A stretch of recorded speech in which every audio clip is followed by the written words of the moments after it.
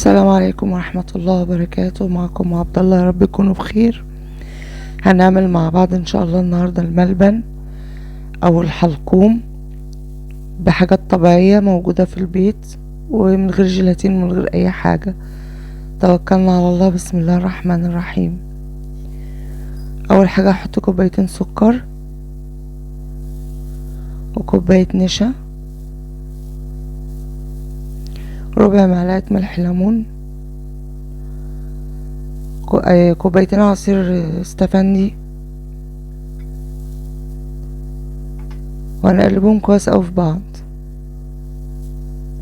لغاية ما يختلطوا كويس. هنحط دلوقتي طاسة او اي حاجة يعني يكون ما بتلزقش الحاجة ما بتلزقش فيها، او حلة صغيرة على نار متوسطة. هنفضل نقلب لغاية ما يلم معانا. هنحط معلقة كبيرة زبدة. هو اخد معايا بالظبط 25 دقيقة على نار متوسطة. هنفضل نلم فيه كده بالمعلقة ونقلب يعني بالمعلقة لغاية ما يلم معانا خالص. اول ما يبتدي يتماسك نحط معلقة الزبدة ونقلب برضه على النار. ومش مكلف جدا على فكرة. انا شفت الطريقة في فيديوهات تانية، استغربتها لان أنا كنت معتقدة ان الملبن بيتحط له جيلاتين، فقلت لازم اجربه واقول لكم رأيي فيه. بصراحة طلع حلو جدا على فكرة. شوفوا كده لم معايا خالص ازاي، وبدأ يعمل فقاقيع وساب الطاسة. دلوقتي انا هشيله بعد ما يخلص ال25 دقيقة.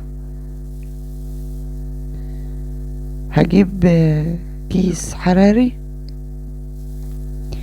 وهدهنه زيت كويس قوي بعد ما خلص الوقت بتاعنا، وهحطه فيه واحاول افرده فيه بشكل يكون مستطيل شوية. ويا ريت عشان انا ما كنتش عارفه افرده عشان كان سخن، تسيبه 5 دقايق بس يهدى حبه يعني، او 10 دقايق. انا مشيت على الخطوات مظبوطه وعملته بالظبط. طلع حلو فعلا يعني، والمطه بتاعته حلوه قوي. ما ندمتش ان انا عملته يعني، كان جميل قوي بصراحه.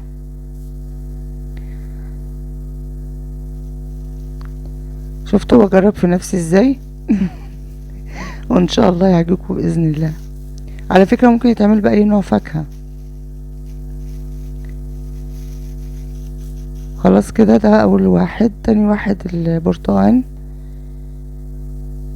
كوبايتين عصير برتقال برضو. الاستفندي والبرتقال منحطش عليهم ميه، وكوبايتين سكر، وربع معلقة ملح ليمون برضو، وكوباية نشا. هي نفس المقادير. ده البرتقال. هنقلبه بقى برضو قعد معانا 25 دقيقة، ونفس الخطوات بالظبط. اول ما يبتدي يلم نحط الزبدة معلقة كبيرة. بس يعني النتيجة بصراحة يعني مجزية يعني، وكان جميل.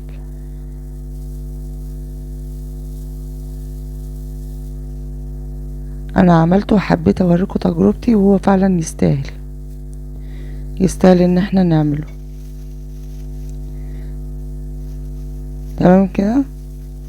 هنفرده برضو بنفس الطريقة، والكيس يكون مدهون زيت كويس قوي، والزيت يكون من غير ريحة. ده دلوقتي انا هعمل اللي هو الملبن بالليمون، بس ده بيتحط عليه يعني كوباية عصير ليمون وعليه كوباية مية. الاولانيين ما تحطش مية، ده بس بيتحط مية.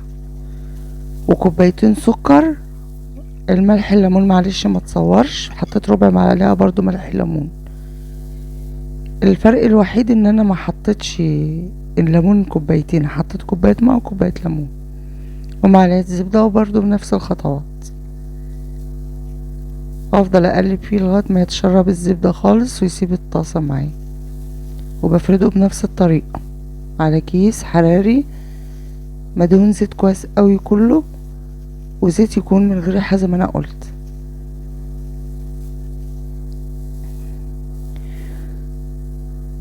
انا سبته تقريبا 4 ساعات برا، لقيته ما اتمسكش كويس، حطيته في التلاجة، حطيته لتاني يوم.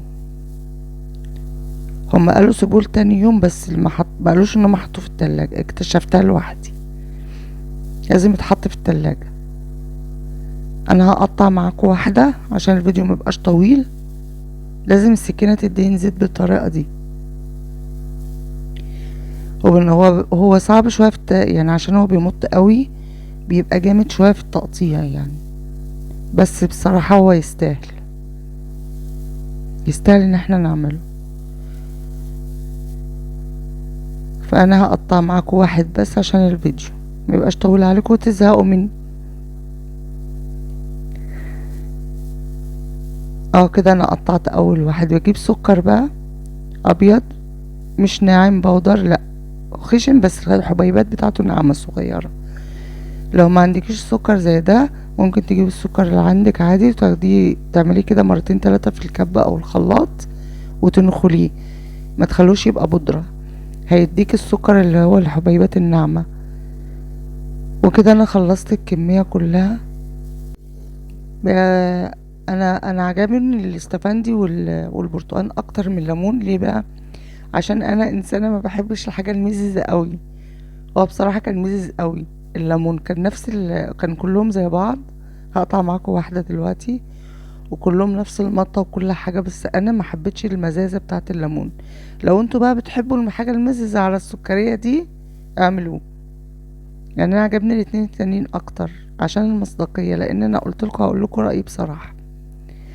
فهو كان حلو جدا، بس الليمون عيبه الوحيد في المزازة بتاعته. ويا رب الفيديو يكون نال اعجابكم، واشوفكم ان شاء الله في فيديو جديد. السلام عليكم ورحمة الله وبركاته.